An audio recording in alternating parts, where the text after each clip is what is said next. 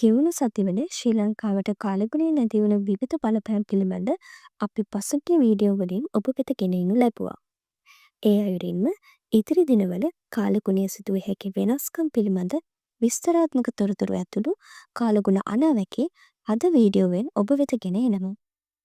ඒ අනුව දෙසැම්බර් 23 සිට 29 දක්වා කාලය තුළ උතුරු තැනිතලා, නැගෙනහිර තැනිතලා, බටහිර කඳුකර සහ නැගෙනහිර කඳුකර ප්‍රදේශවලට වර්ෂාපතනයේ මිලිමීටර් 55ත් 95ත් අතර පරාසයක් පවතිනීතයි අපේක්ෂා කරමු.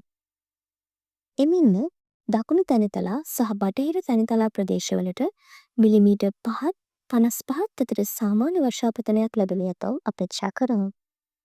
සෑම සකුරාදා දිනකම ඔබ වෙත ගෙනෙනු නවතම කාලගුණ අනාවැකි දැන ගැනීම සඳහා අපගේ YouTube නාලිකාව සබ්ස්ක්‍රයිබ් කර බෙල් අයිකන් එක ක්ලික් කරන්න.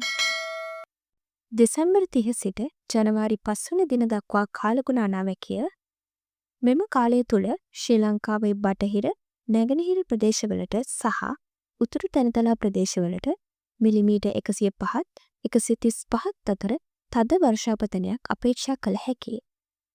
එමෙන්ම දකුණු තැනිතලා ප්‍රදේශවලට මිලිමීටර් 55ත් 105ත් අතර සාමාන්‍ය වර්ෂාපතනයක් ලැබීමට ඉඩ ඇත.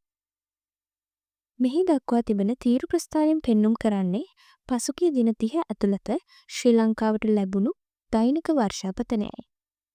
එහි මධ්‍යයේ ඇති කළු පැහැ රේඛාවෙන් දැක්වෙන්නේ එම දිනට ලැබිය යුතු සාමාන්‍ය වර්ෂාපතනයයි.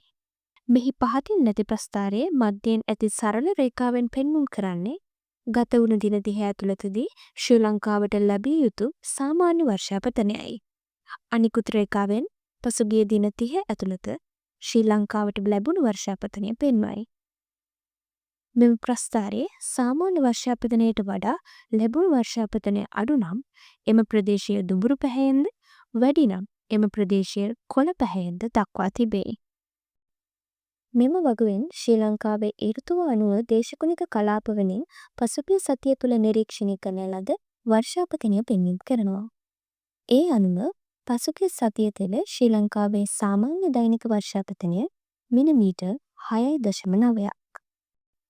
පසුගිය සතියේ ශ්‍රී ලංකාවේ නිරීක්ෂණය කරන ලද උෂ්ණත්වය සාමාන්‍ය ගොඩබිම උෂ්ණත්වය සෙල්සියස් අංශක 28.6යි. සෙල්සියස් අංශක 18.3ක අවම උෂ්ණත්වයක් නැගෙනහිර කඳුකර ප්‍රදේශයෙන්ද සෙල්සියස් අංශක 30.5ක වැඩිම උෂ්ණත්වයක් දකුණු තැනිතල ප්‍රදේශවලින්ද වාර්තා වුණා. දෙසැම්බර් 25 වන දින සිට ජනවාරි 7 වන දින දක්වා ශ්‍රී ලංකාව පුරා උෂ්ණත්වය සාමාන්‍ය මට්ටමක පවතිනු ඇතැයි අපේක්ෂා කරන අතර නුවරඑළිය, මහනුවර, මාතලේ සහ බදුල්ල දිස්ත්‍රික්කවල අවම උෂ්ණත්වය සාමාන්‍ය මට්ටමකට වඩා තරමක් අඩුවීමේ හැකියාවක් පවතී. මීළඟ සතියේ සිකුරාදා දින මේ අයුරින්ම නවතම කාලගුණික තොරතුරු රැගෙන එන තෙක් වීඩියෝ එක ෂෙයා කර ශ්‍රී ලංකාවේ දේශගුණික සාක්ෂරතාවයේ ඉහළ නැංවීමට ඔබත් දායක වන්න.